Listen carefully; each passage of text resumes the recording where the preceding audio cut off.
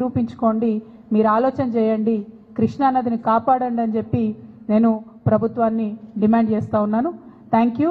జై తెలంగాణ, జై జాగృతి Krishna. Thank you. జై తెలంగాణ.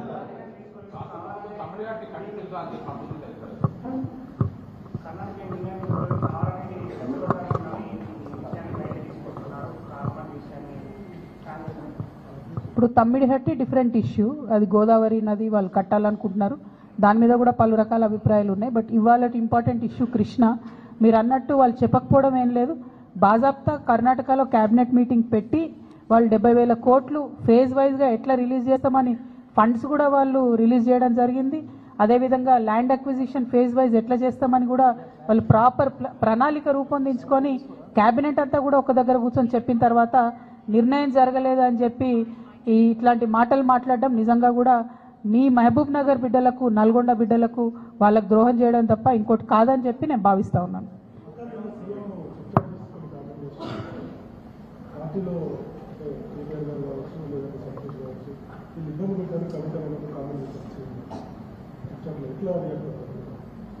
ఇప్పుడు సీఎం గారు ఏమన్నారన్నది నాకు తెలియదు, కానీ తెలంగాణ ప్రజలు అనుకుంటున్న విషయమే కదా, అది తెలంగాణ ప్రజలందరూ గమనిస్తున్న విషయమే. ఇప్పుడు బీఆర్ఎస్ పార్టీ సోషల్ మీడియా నన్నే దాడి చేస్తుంది, హరీష్ అన్న మీడియా నన్నే దాడి చేస్తుంది, సంతోష్ అన్నకున్న సీక్రెట్ మీడియా నన్నే దాడి చేస్తుంది. అందరు కలిసి నా మీద దాడి చేస్తున్నట్టే కదా, అలా కొత్త ఏం లేదు, అది మీ అందరి దృష్టిలో కూడా ఉన్నది కాబట్టి అది కొత్త ఏం లేదు, వింతేం లేదు. Thank you.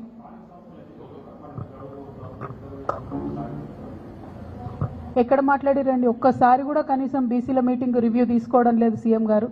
మేము పదే కోరుతున్నాం, నిన్న కూడా మన తెలంగాణ జాగృతి నుండి కూడా మళ్ళీ చెప్పినాం మేము, మీరు కనుక తక్షణం నిర్ణయం తీసుకోకపోతే ఇక మంత్రుల ఇల్లు ముట్టడించుడు ఉంటుంది ఫస్ట్ ఫేజ్లో, ఇంకా కూడా నిర్ణయం తీసుకోకపోతే ముఖ్యమంత్రి గారి ఇల్లు కూడా ముట్టడించాల్సి వస్తుంది.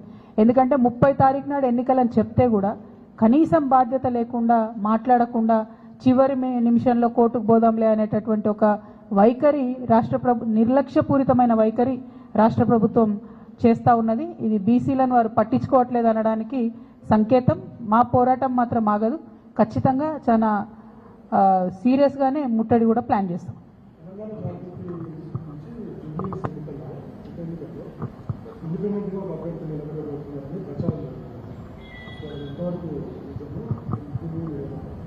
జై తెలంగాణ. Thank you.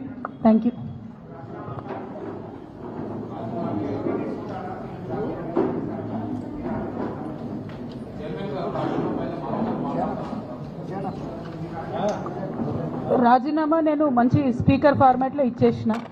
చైర్మన్ గారు నాకు మళ్ళీ నేను తెల్లారు కూడా ఆయనకు ఫోన్ చేసి కూడా చెప్పిన, నేను మంచి సౌండ్ మైండ్లో ఇచ్చిన సార్, కంపల్సరీ నా రెసిగ్నేషన్ యాక్సెప్ట్ చేయండి అని. మరి వారు ఎందుకు డిలే చేస్తున్నారో నాకు తెలియదు, చాలా కారణాలు చెప్తా ఉన్నారు. ఆ కారణాలు నాకు అనవసరం.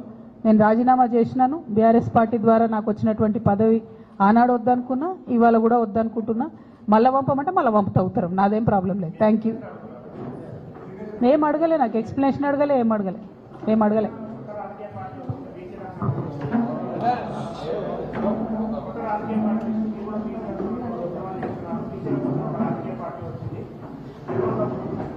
తప్పకుండా స్వాగతిస్తాం కదండి. ప్రజాస్వామ్యంలో ఎన్ని పార్టీలు ఉంటే అంత మంచిది, ఎన్ని గొంతులు ఉంటే అంత మంచిది, ఎన్ని వాయిస్లు ఉంటే అంత మంచిది. తెలంగాణ ఉద్యమంలో కూడా మనం ఒకటే మాట అనుకున్నాం, ఎంతమంది జై తెలంగాణ అంటే అంత జల్దీ తెలంగాణ వస్తుందని. సో ఇప్పుడు కూడా ఎంతమంది జై బీసీ అంటే అంత జల్దీ బీసీలకు రిజర్వేషన్లు వస్తాయి.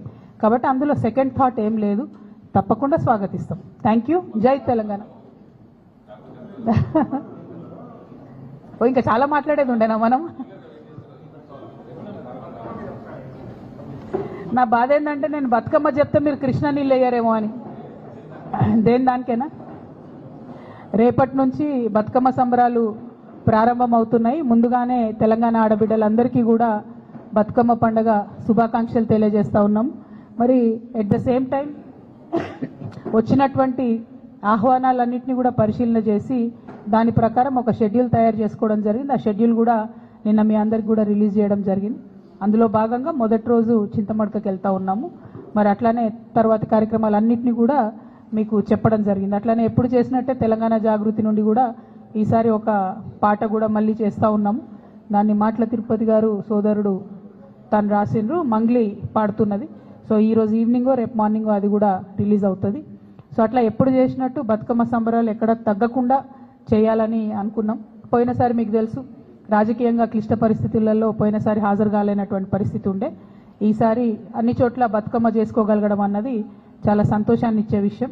అయితే ఈ సందర్భంగా ముఖ్యమంత్రి గారిని నేను మళ్ళీ డిమాండ్ చేస్తున్నా, బతుకమ్మకు చీరలు ఇచ్చినారు ఇదివరకు, మీరు ఒకటి కాదు నేను 2 ఇస్తా అని చెప్పారు. 2 లేవు, 1 లేదు, ఎక్కడా లేదు. కాబట్టి బతుకమ్మకు మా ఆడబిడ్డలందరికీ చీరలు ఇవ్వాలని చెప్పి డిమాండ్ చేస్తూ ఉన్నాను. ఎట్ ద సేమ్ టైం దాన్ని ఆ చీరకు ఇంద్రమ్మ అని పేరు పెట్టకుండా బతుకమ్మ చీరను ఉంచితేనే బెటరు. ప్రతి సందర్భంలో తెలంగాణ యొక్క అస్తిత్వాన్ని తుడిచేసేటటువంటి కుట్ర జరుగుతున్నది మీ ప్రభుత్వంలో. అట్లా కాకుండా బతుకమ్మకు మీరు చీర ఇస్తే బతుకమ్మ చీర పేరుతోనే ఇవ్వండి, లేదా ఏదైనా తెలంగాణ ఆడబిడ్డ పేరుతో ఇవ్వండి, అంతేగాని ఇంద్రమ్మ పేరుతో మాత్రం ఇవ్వద్దు. ఇప్పటికే కుట్రపూరితంగా ఈ ప్రభుత్వం తెలంగాణ తల్లి దగ్గర నుండి బతుకమ్మను దూరం చేసింది. ఇప్పుడు తెలంగాణ ఆడబిడ్డల దగ్గర నుంచి బతుకమ్మ చీరను దూరం చేసింది. ఇటువంటి పరిస్థితి రాకుండా శ్రద్ధ పెట్టి ఆడబిడ్డల పట్ల గౌరవాన్ని, మన పండగలు మన సంస్కృతి పట్ల గౌరవాన్ని పెంపొందించే కార్యక్రమాలు ప్రభుత్వం చేయాలని చెప్పి నేను డిమాండ్ చేస్తాను.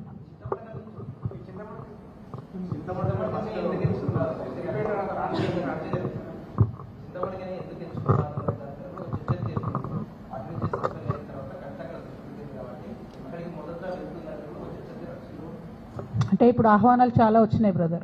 సొంత ఊరు ఆహ్వానం అన్నది చాలా ఆత్మీయంగా ఉంటుంది, చాలా హృదయంగా ఉంటుంది, హృదయానికి దగ్గరగా ఉంటుంది. కాబట్టి ఆ ఆహ్వానాన్ని యాక్సెప్ట్ చేసినాం. పైగా వాళ్ళు పర్టికులర్గా ఎంగిల్పూల నాడే రమ్మన్నారు, అంటే మొదటి రోజే రమ్మని అడిగిండ్రు కాబట్టి అక్కడికి పోతున్నాం. ప్రత్యేకంగా రాజకీయపరమైనటువంటి ఇంపార్టెన్స్ మీరు ఎట్లా నేను వద్దన్న ఆపాదిస్తారు అని అట్లా నాకు తెలిసిన విషయమే. కాకపోతే నేను మాత్రం మా ఊరికి పోతున్నా.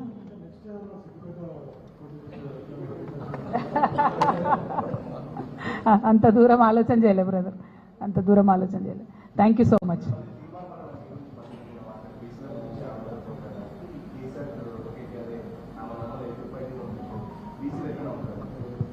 నేనేమంటున్నా బ్రదర్, ఇష్యూ మీద మాట్లాడితే ఆన్సర్ ఇస్తాం, పర్సనల్గా మాట్లాడితే ఇక ఏం చెప్తాం చెప్పు. ఊకే బీసీల గురించి కొట్లాడదాం, అందరం కలిసి గట్టిగా ఎంటబడి బీసీల రిజర్వేషన్ సాధించుకుందాం.